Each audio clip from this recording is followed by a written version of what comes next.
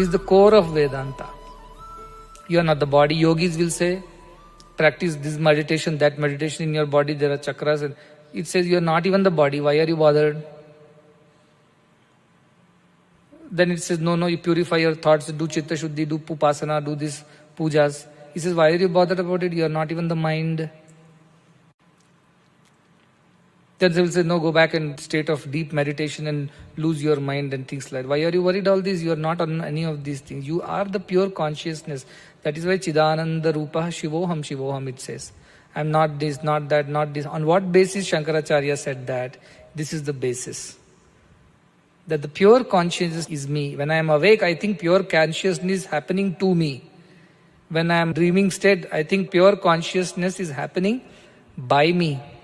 When I am in deep sleep state, our understanding would be the pure consciousness is happening through me without any effort from my side. But the truth is that pure consciousness is happening as me. This is the truth. That alone is me, everything else is modification of that.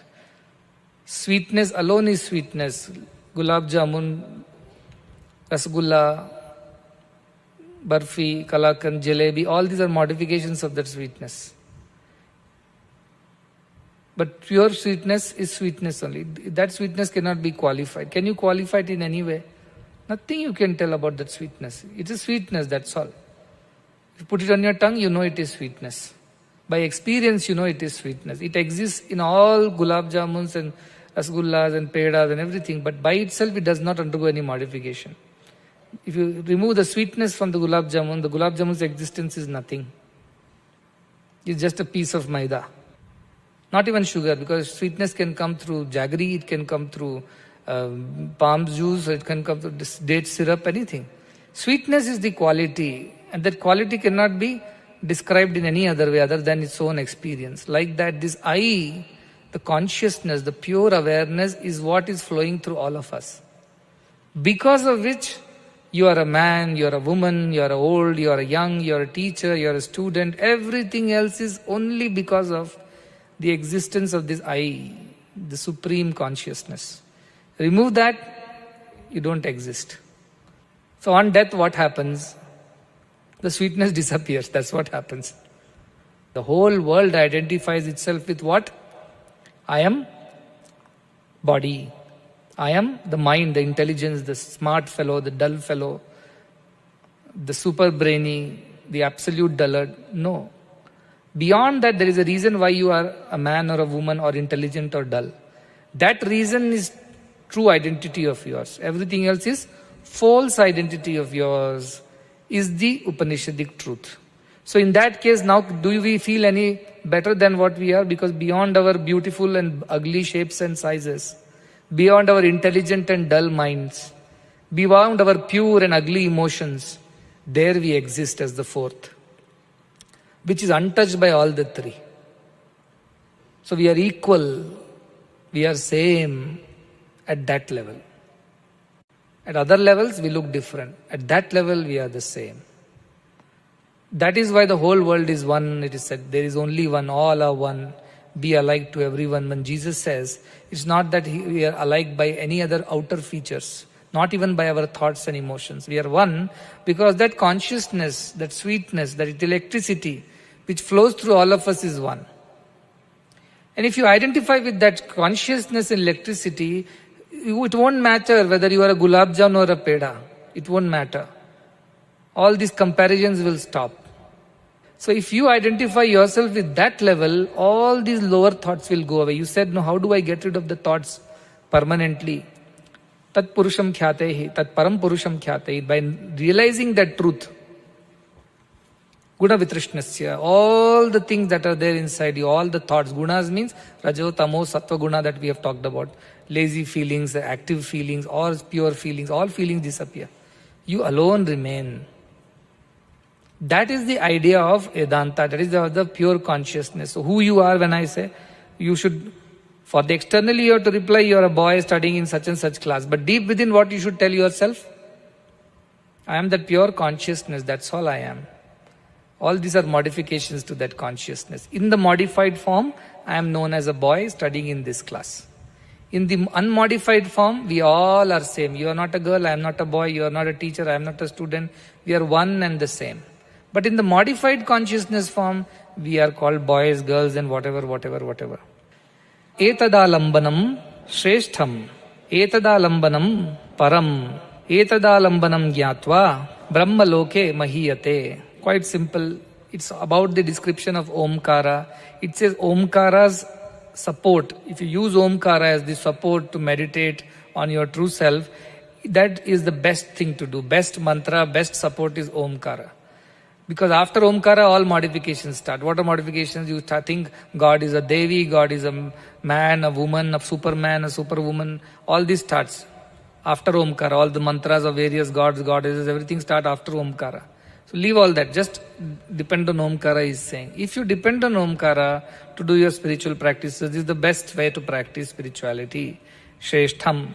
Etadalambanam, using this as a support, is the param. It is the best and the highest. Beyond that Omkara, there is no mantra. The best and the highest mantra that can ever exist is just Om by itself. No other mantra is equivalent to that. You will say, Swami, Gayatri mantra. Gayatri mantra also starts with Om. Because unless you switch it on, nothing glows. So Om is the switch of Brahman. Switch it on, all the mantra starts glowing. Without understanding Om, the whole mantra that we chant is no use. First understand that Om.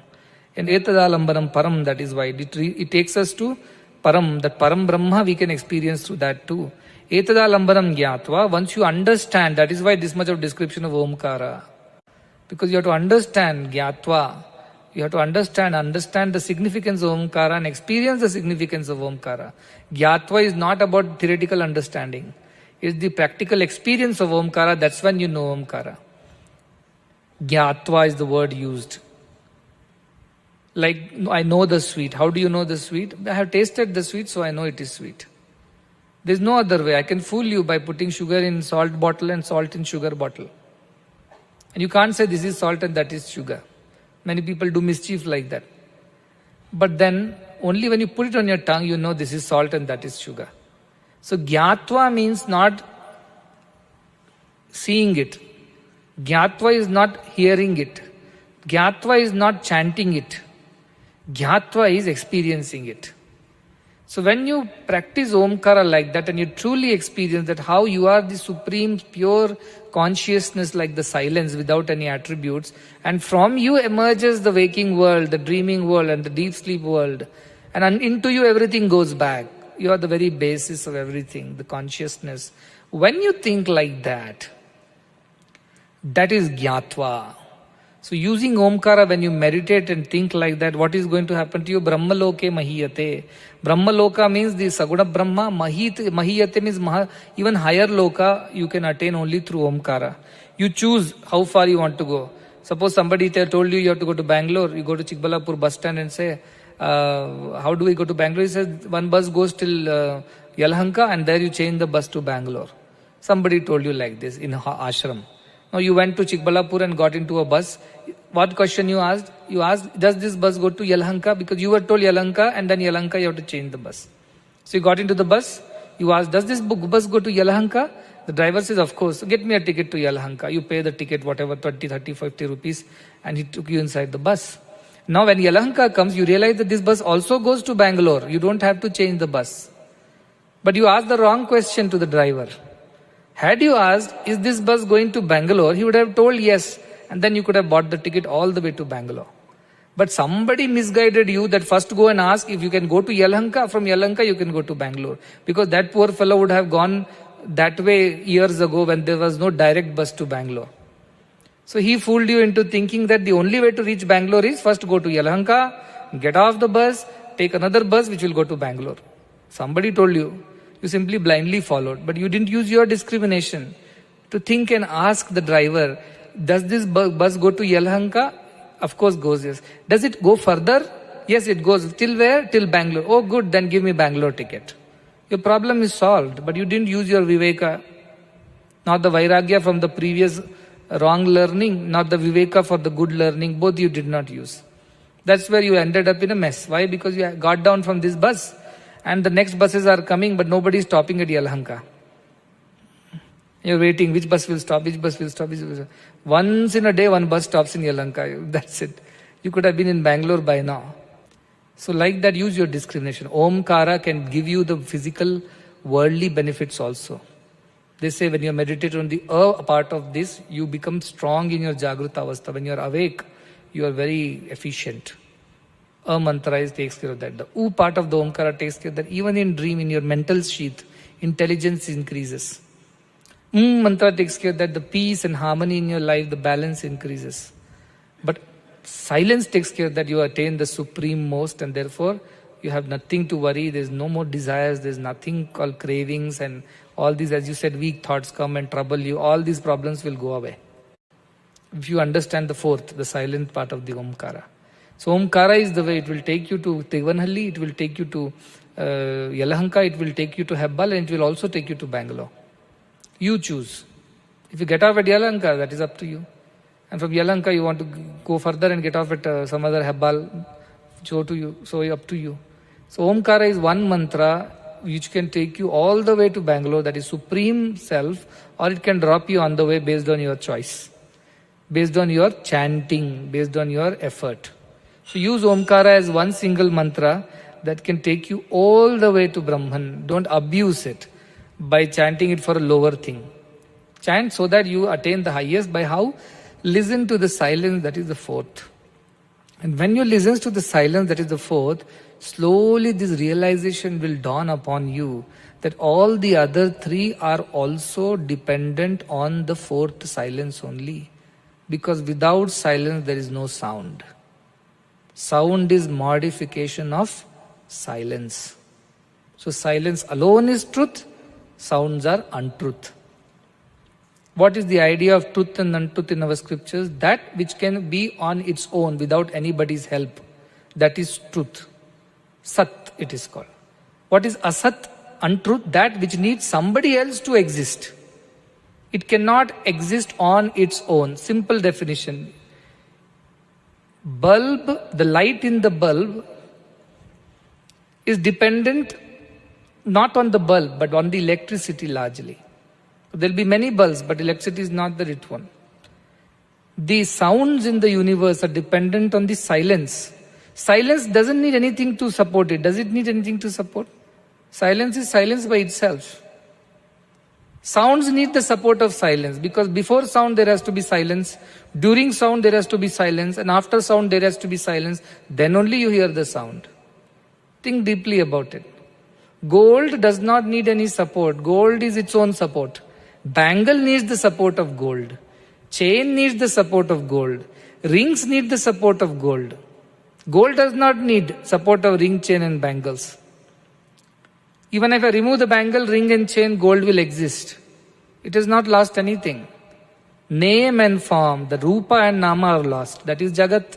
That is why Jagat is Mithya. Shankaracharya says, Brahma Satya, Jagan Mithya. It's Mithya only because it cannot exist on its own. It needs the support of something to exist. That's why it is Mithya. It's a simple definition of truth and untruth. Gold is the truth. Why? Because it doesn't need anything else to become gold. It is gold by its own. But bangles need gold to become bangles. Chains need gold to become chains. Like that, this body, this mind needs the support of the self, the consciousness, to remain body and mind.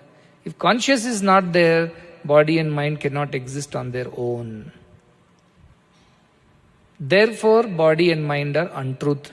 So when you have to identify yourself, you have to identify not with the bangle or a chain, but you have to identify yourself with the gold. Likewise, you have to identify yourself not with the body and the mind, you have to identify yourself with the pure consciousness that flows into this body and mind, because of which everything is alive. You can't identify yourself with the fan or the light, you have to identify yourself with the electricity, which is the reason behind that. It's a very subtle thing. That's why Anoraniyan it is said. It's Sukshma. It is very subtle. But knowing that only you get to know everything. Without knowing that you don't get to know anything. Just to one more example, I'll give you an example. What is a hydrogen gas? It's collection of hydrogen atoms. What is a hydrogen atom? It is a one proton, one electron. So because of that one proton, one electron, it's called hydrogen atom. Suppose there are two protons, what will happen? What is the atomic number? If two protons come, it will become two atomic numbers. So same thing is called now helium. Is the proton of hydrogen different from the proton of helium? Is the proton in the helium or the electrons in the helium are different from the electrons and protons in beryllium, boron or oxygen, nitrogen? Are they? They are not. Just because there are two of them, it's called helium. If only one proton remained, it will be called hydrogen. Suppose three protons join together there, then you suddenly call it as a lithium. And 8 of them join together, you'll call it oxygen. 6 of them carbon. So what is happening? The basic proton unit is same. But the qualities that the gases, like oxygen, is very different from hydrogen. Both are gases. And both are made up of the same proton and electron. Can you believe this? The oxygen proton didn't come saying, I am the oxygen proton, specially customized, made for oxygen gas.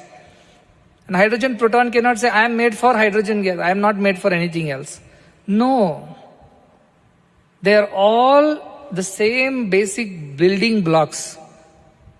But coming together in more numbers is giving them different quality. You understand the point? Like that, the basic building block of all of us is that Atman alone. It is the same. The Atman in me is not different from the Atman in you. But why your properties are different from my properties? Because something else is happening along with that Atman. The upbringing, the thoughts you gathered on the way, the Sangha that you kept, the things that you got into, the friendships that you created, all this has modified that Atman. That's why properties are different now. The idea of all existence is one. Atom is the existence of all. Atomos, that is what the Greeks say. Atman, does it ring a bell? Atman, atom, atomos. The basic building block of everything is an atom. Of course, further you can go, but proton, electrons also basics only. Because all of have the same proton, electrons and neutrons. The quality of the proton or the property of a proton is same, is a positively charged. And the electron is a negatively charged. That is all the properties. But when they come in different combinations, imagine hydrogen and oxygen are gases, but when they come together, they become water, liquid. Isn't that very strange? Originally they were just atoms, same proton, electron with the similar properties. When they got together, they become their gas. And when they further combine together, they become water. And further they freeze, they become something else. Dry ice, and things like that. So idea is that all the basic blocks are the same. The Atman is the basic of everybody. The supreme consciousness is the basic of everybody. And everybody is made of the same thing. Therefore we are not different. So with that we enter the next shloka, which is the core, as I say, the central shloka. Na jayate mriyate va vipaschit nayam kutaschin nabhuva kaschit ajo nityah shashvatoyam purano na hanyate hanyamane sharire. That is why all this background to explain this shloka. What does it says? Na jayate, it is not born. Na mriyate, va, it does not die. Va vipaschit, it is aware. Vipaschit means intelligent. This intelligent one is not born. This intelligent one does not die. Na ayam kutaschin na babuva kaschin. Never it has happened that I have come from elsewhere or I was not there here, I came from elsewhere, nor it will ever happen that I won't exist again. Neither I come from anywhere, nor I go anywhere. That's what it means. I was, I am, I will be. I am constant across all the three, past, present and future. That is the idea of na ayam kutaschit na babuva kaschit. Now I did not come from anywhere now here, and neither I'll go anywhere from here. I exist at all times. That is this kind of intelligence. And also it says ajo, it's never born, aja. Ja means to be born, aja not born. Nityaha, it is always constant. Everywhere constant. Shashvatoyam, eternal, it never gets destroyed. because it lived too long like an old man, doesn't die. It always remains. Purano, it is the ancient one. It has been there right from the very beginning. There was nothing older than this. It is the oldest. Na hanyate, it does not die or killed. It does not get killed. Hanya mane sharire, when the body gets killed. It does not get killed. It does not get destroyed when the body gets destroyed. This is the actual answers to Nachiketa's question. Ayamasti iti eke, nayamasti iti chayeke. They say it exists. The others say it does not exist. Tell me what is the truth. Does that exist or does that not exist? So here he begins in saying that one which you are asking about is never born, it never dies. There was never a time when it was not there. There will never be a time when it won't be there. This one has always been there, constant, eternally. It is the most oldest, the ancient one. Before everything else came into existence, it came into existence. And it cannot be killed or it cannot be destroyed when the body is destroyed. This is the truth that Nachiketa wanted to know, that if my body gets destroyed, if my heaven merits get exhausted, what then? What next?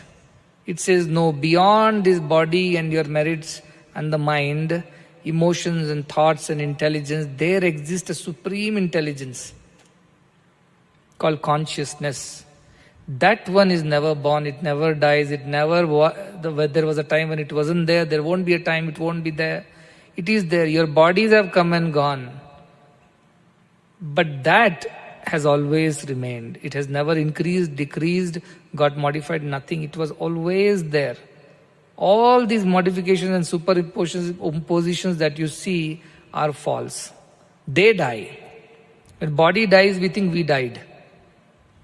We don't die, because if we are not the body identification is the reason why we think we die. But we don't die. When a character dies on the stage, let's say Yakshagana is going on, and the character is Kamsa, he has to be killed by Krishna. Now during the Yakshagana there is a big battle between Krishna and Kamsa, and the Kamsa is killed by Krishna. Kamsa died. Did the actor behind the Kamsa costume die? Did the actor die? The character died on the stage. Actor did not die. Character was born, character did what it needed to do on the role, and character died. The actor behind the character was always there. It's an extrapolation. That in the same way, that which is inside us, the Atman, never born, never dies. The bodies are born, the bodies die. The thoughts are born, the thoughts die. Emotions are born, emotions die. Awareness or knowledge of the world is born, the knowledge of the world dies. What does not die within us is that supreme consciousness, which is what Nachiketa was asking about. Because I don't know, I never experienced that. Does it even exist? Is the question. We experience our body, so we believe it exists. We experience our minds, so we believe it exists. We experience our intelligence. I made a stupid decision, I made a very intelligent decision. We understand it. We experience our emotions. I'm happy right now, I'm sad right now. So we understand that it all is there. But is there something beyond that? Is the question Nachiketa has. And this is the answer he's giving. Yes, there is. You are deserving because you are Shraddhavan. You have done tapas, as he said. The brahmacharya you have practiced. You are only focused on this. You have discarded all the lower things. Otherwise, Nachiketa could have been easily fooled into a heaven and the pleasures on the earth and a long life. But he was so clever. He said, all this I know about dear Yama. That is not waste time tempting me. Okay, then he started, Shreyo, Preyo, you are the right one. You choose correctly. Therefore you are... No, Yama, humbly I request you, please come to the point. Come to the point whether I have no patience to wait to know the truth. Tell me the truth. So this is what? The consciousness when you are awake, the consciousness when you are dreaming, the consciousness when you are deep sleeping does not die. The waker dies in the dream state, the dreamer and waker both die in the deep sleep state. But the consciousness that is going through, Krishna says, like Manigada Sutrai, I am like the thread which connects all the manis, that is all the pearls, are held by a thread. That is how Atman exists within all of us. It holds us all together. And it is one thread that passes through every mani, every pearl. They are not different from each other. But outside modifications are there. And to that Krishna says too. He says this Prithvi, like we experience 5 elements, Prithvi, Apaha, then Vayu, Agni means Nala, Vayu, Dyav, these 5 elements. Plus Buddhi and Mana Buddhi Revacha, this 7, and Ahankaram, 8, the identification with the body. Iti all these 8 of them these are all mine only, but what bhinna, prakriti rashtada. These are my modifications in 8 forms that happen. So who are you? These are all modified. I am in all of them, but I am not just them. What are you? Then he explains, I am the higher than, the para, anyat, other than these. What is that? He says, I am the Atman. And how I am? I am like the thread which flows through the string of pearls. This is the example Krishna gives in Bhagavad Gita. This is the truth. The consciousness permeates everything. It never was born, it never will die. There was never a time when it did not exist. Bodies came and went. Another example like waves in the ocean. Waves came and went. Ocean did not die. Ocean was always there before the wave was emerged. Ocean was there during the wave was playing on it. And ocean was there even after the wave fell back into it. It never died. It never increased. It never decreased. The other example that I thought children will understand better is that when you see your reflection in a mirror, if the mirror breaks, your reflection breaks. But do you also break? You don't break into pieces. The reflection breaks into the pieces. Because the mirror broke. The mirror of your mind broke. So your experiences broke. The experiences of the body also broke. But you as the consciousness never broke. You, the object, didn't break. The source did not break. A mirror simply is your reflection. What you think that you are the reflection. You are the body. No, you are the reflected one. The original is here. World is a reflection in your mind. So if mind is scattered, mind is sad, you don't become sad. Because you as pure consciousness is always the same. It doesn't change. The reflection breaks. The person doesn't break into pieces. But reflection is not real. However, it cannot be there without the person. Without the person, can there be a reflection? No. But is the reflection the person? No. That is the idea. The world is nothing but like a reflection of the God. This body is nothing but a reflection of that God. When the body reflection disappears, the object has not disappeared. Because the mirror has broken into pieces, it does not mean that the object is also broken into the pieces. That is the ultimate truth. Then you will say, so each of us is different. Like in mirror, my reflection is different from your reflection, so we are different Atmans. No, it says it's like one sun that shines in all the pots of water. One God alone shines in all our hearts. There are no different gods. You say, no, this is my God which is within me, and that is her God which is within her, and his God which is within him. No. In all of us, the same God only shines. The same electricity flows through all. So when you die, the electricity does not die. Or when I die, the electricity doesn't become any less. Electricity is less by 1 unit. No. Bulb has got fused. Electricity didn't get fused. Body disappeared. Electricity didn't disappear. Bulb died. Electricity did not die. Like that, bodies die. Minds die. Emotions come and go. All experiences come and go. What does not die is the original source of everything. A sun which is shining in the sky is reflected in all pots. When the reflection moves, because the pot moves or the water moves, it has sun broken into pieces. Sun has never broken into pieces. In various spots, sun has not become wavy or has not become distorted. The reflection has become distorted. That's all it is. That's all the truth is. So think of your body as the pot, think of your mind as the water, and the reflection of that original sun as the consciousness, the Atman. That's all is the truth of our lives. We are all reflecting the same sun. Based on the size of our pot, based on the steadiness of our water, the reflection is either clear or unclear. A shaky pot, a water which is unsteady, you can't see, it look like the sun has broken into pieces. But the sun has never broken into pieces, the reflection has broken into pieces. So you will say now, Swami, you are saying all this, but I don't experience this purity, this Atman, this amazing super consciousness. All this I don't experience. All I experience is hunger, sleep, tiredness, irritation, frustration, fear, anxiety, jealousy. That's all I experience, you will tell. That is because your pot is not steady, your water is not steady. You make it all steady, perfect it will become. You will see the reflection of sun. Otherwise all broken reflections. But you will see the reflection when you are totally steady. That is why this idea of practicing brahmacharya to steady your body, not involve it in too many unnecessary things, and shraddha to steady your mind, and tapas. Practicing all tapas, brahmacharya and shraddha makes sure that your body and mind are both steady and pure.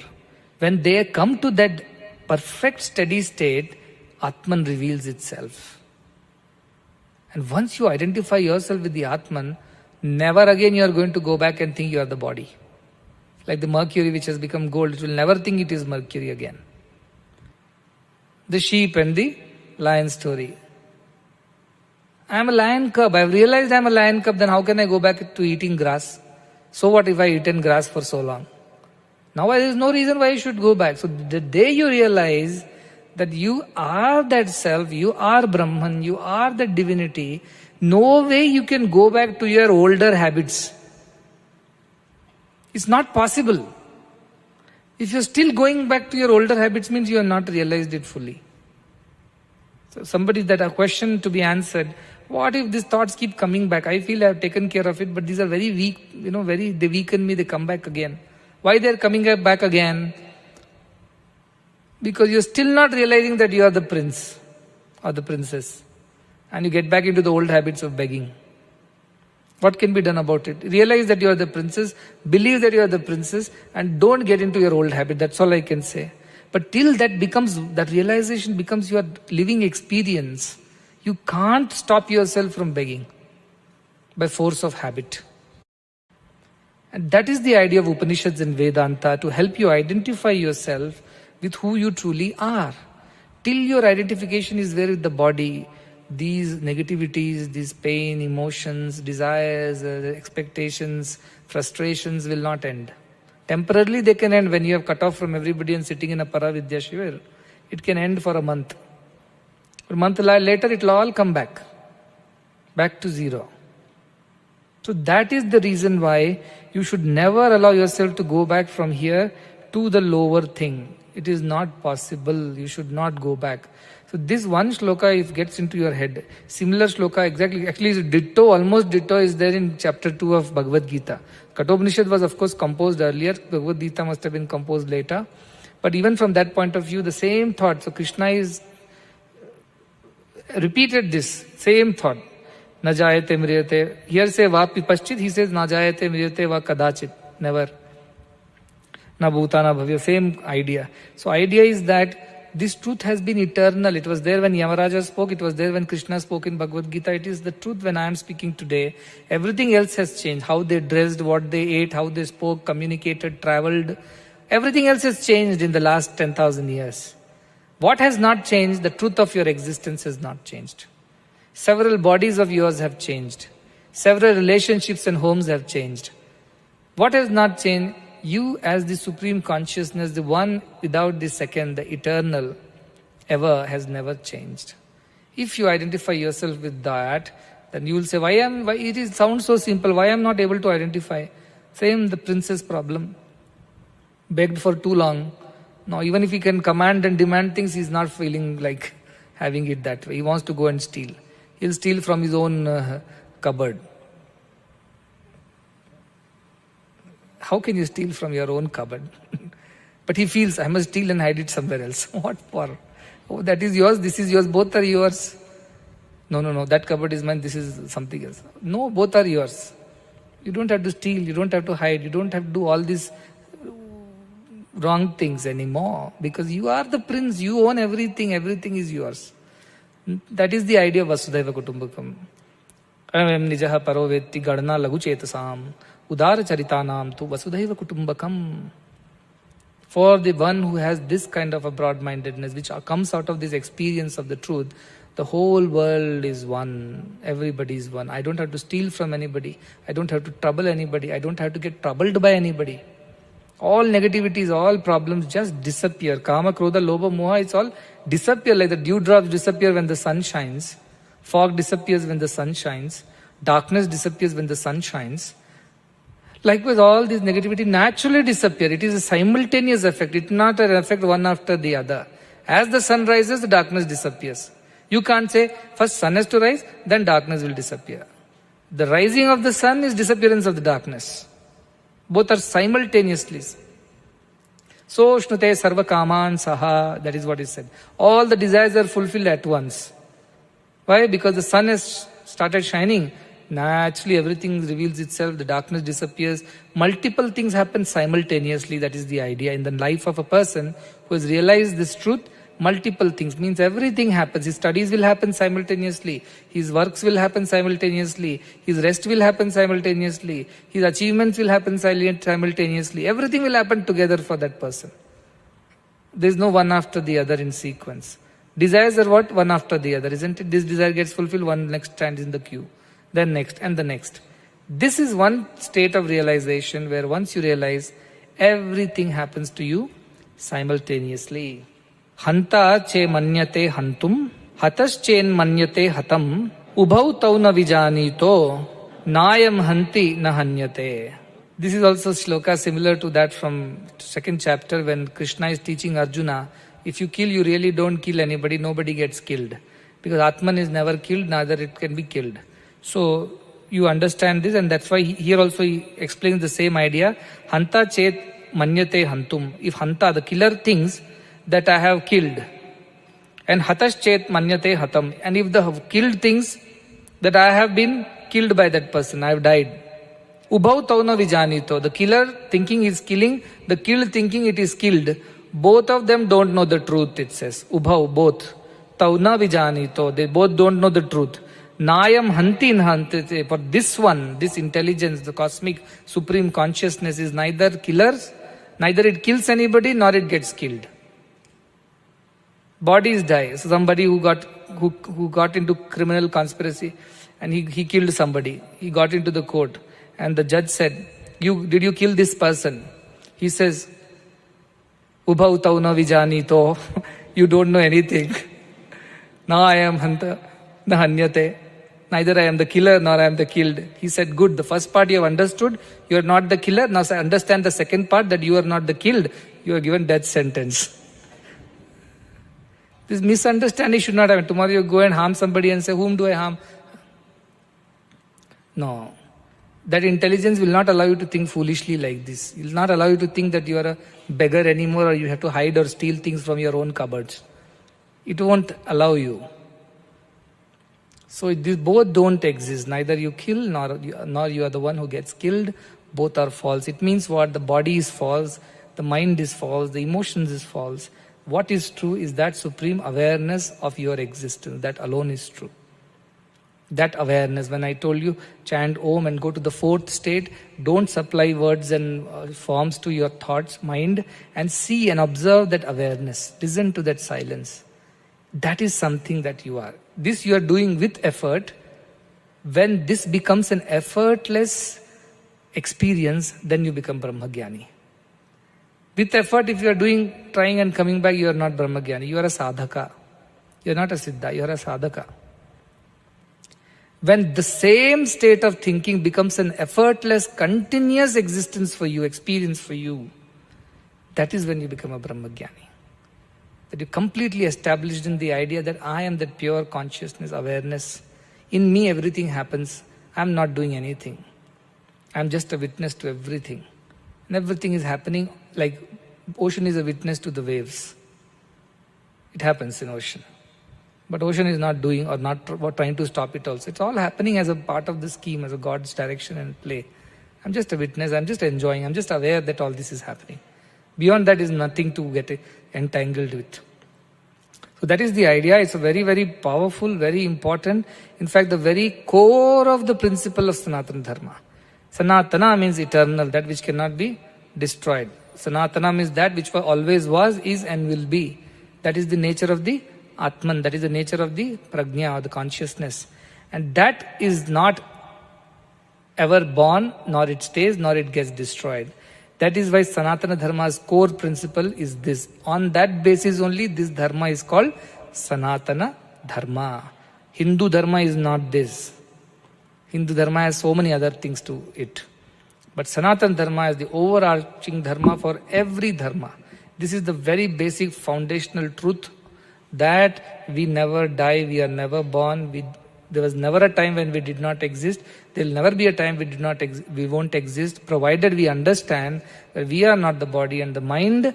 We are the consciousness which permeates everything. And our consciousnesses are not different. It's one sun that reflects in all parts. Likewise, it's one consciousness which is flowing through all of us. That is why we are same. These modifications of men, women are false. These modifications of rich, poor are false. This modification of intelligence, dull is false. All these modifications, it's a part in the play God has given you. Put on the costume. Like in Yakshagana, men only behave like women. Doesn't mean that by end of the drama he is transformed into a woman. He comes off the stage, is back to his man, whatever his original self is. Likewise, we are modified today. In this birth you are a woman. In previous birth you would have been a man. Many, many births before you would have been an animal too. So which is real of all these things? Okay, so I'll stop here today. Tomorrow we'll further study the deeper truths, and here onwards explanations will start, because the main principle has been stated, like the theory has been stated, and now all the rest is going to be flowing explanations of this one particular truth in so many ways. This truth's abbreviated form is Omkara. Within Omkara this truth has been established. You understood how it is. That's why I say in a brief, if I have to tell you what is Brahman, Omkara is Brahman. How? Because it explains that how all the states are existing in that fourth state. Fourth state alone is truth. Similarly, now this explanation of the body, mind and spirit starts, and the Upanishads pick space and he explains in very beautiful ways how to realize this. Because next question, like you all have, Nachiketa also has. Beautiful, what a beautiful thing you said. Now how do I experience this, you tell me now. I've heard about it, I love it. I'm amazed by this whole thing. Beautiful it is. I would like to be like that, but tell me how. That is your question too, should be your question too. And the rest of the Upanishad is just explaining that how to be in that state. So Kathopanishad is a very logical Upanishad, very beautiful text on Vedanta.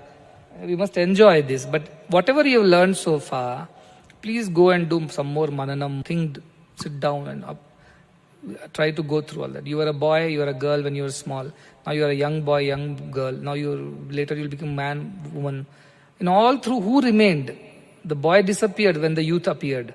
When the youth disappeared, old age appeared. But who remained all through?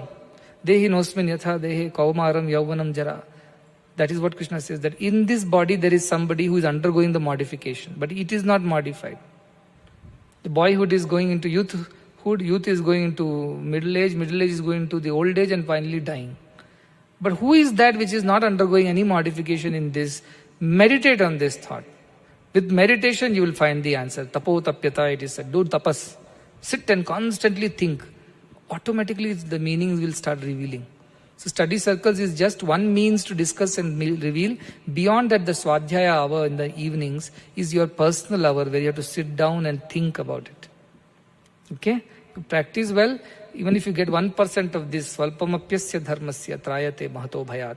The biggest of your fears in life, the troubles in life, problems in life will be solved. Even if you understand this truth, little bit. That is the truth. So encouraging it is. Some of them are discouraged, they're saying, all this is looking very depressing suddenly to me. This is too much of no, don't get depressed. Even if you understand little of this, greatest of your life's fears, anxieties, troubles will disappear. That powerful it is. That powerful it is. So practice, put efforts, you will definitely gain it.